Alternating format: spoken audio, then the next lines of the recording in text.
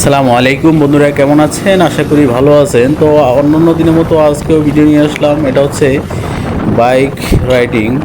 তো আমি bike riding করছি, ট্যুরে যাচ্ছি। সেজন্য আমি বাইক রাইডিংয়ের যেই রাস্তাঘাটে বাইক ট্যুর, সেটা আমি আপনাদেরকে শেয়ার করছি। আপনারা এই ভিডিওর মাধ্যমে আমার যে বাইক ট্যুর অথবা আমার যে বাইক রাইডিংটা আপনারা দেখতে পারবেন। তো রাস্তাঘাট দেখেন, অনেক গাড়ি, তাও আমি একটু খুব দ্রুত চালাচ্ছি। সেজন্য আমি রাস্তায় সবার আগে আছি, কিন্তু এই রাস্তা খুব বিজি রাস্তা। সেজন্য মানে এটা 1/1 রোড। আমি যেই পাশে আছি এখানে শুধু ঢাকার দিকে যাওয়া, আর ওই পাশে চিটাগাংয়ের দিকে আসা। এটা হচ্ছে ঢাকা চট্টগ্রামের রোড। তো আপনারা প্রথম থেকে শেষ পর্যন্ত দেখতে থাকবেন। রোড ঘাটে যেই সমস্যাগুলো হয় বা এই ভিডিওর মাধ্যমে আপনারা সব কিছুই বুঝতে পারবেন, দেখতে পারবেন। আমি যাচ্ছি পুরো হাইওয়ে রাইডিং করে। তো হাইওয়ে যে সমস্যাগুলো, তো আপনারা দেখবেন এখানে কি কি সমস্যা, কি কি সমস্যার কারণে মানুষের দুর্ঘটনা হতে পারে। যদিও সামনে কি হয় সেটা জানি না। তো আপনারা পুরো ভিডিওটি যদি সম্পূর্ণ দেখেন তাহলে কিছু না কিছু হতে পারে। সেই জন্য আমি বলছি, আপনারা যখন আমি ভিডিও আপনাদের সামনে পোস্ট করি অথবা শেয়ার করি, আপনারা ভিডিওটি প্রথম থেকে শেষ পর্যন্ত দেখতে থাকবেন। ভিডিও পুরোপুরি দেখলে আরও কিছু বুঝতে পারবেন, জানতে পারবেন। না দেখলে কোনো কিছুই বুঝবেন না। কোনো কেন এই রোডে সমস্যা হয়, কীভাবে হয়, কী গাড়ির কারণে হয়, বা কোনো সমস্যার কারণে কী দুর্ঘটনা ঘটে, এগুলো বুঝতে পারবেন আপনারা।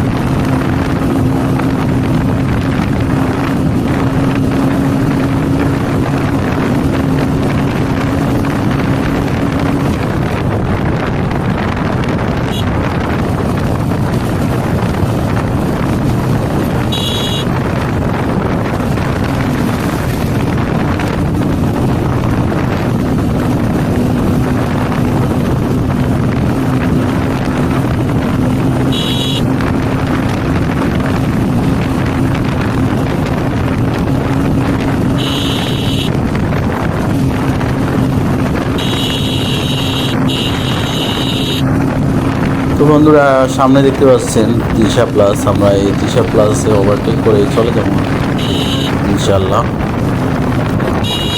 আল্লাহ এটা কি আসছে, আল্লাহ এটা কি আসতেছে, কীভাবে ওভারটেক করবো? আপনার রং সাইডে আসতেছে এই যে সেন্ট মার্টিনের গাড়িটা, দেখছেন? এইভাবে যদি রাস্তায় যদি সতর্কতা না থাকে, আপনি যতই ভালো ড্রাইভ করেন তাহলে আপনি বিপদে আসতে বেশি সময় লাগবে না। কী হলো বুঝলাম না, এত বড় গাড়ি আবার সামনে আবার রং সাইডে কেন আসছে আমি বুঝতেছি না। এত রাইট সাইডেও রাস্তা খালি, পুরো রং সাইডে এসে আবার কিভাবে চলে, রং সাইডে খুব দ্রুত গতিতে চলতেছে। যে গাড়ি আছে এরপরেও তাদের কোনো কন্ট্রোল নাই এই ধরনের।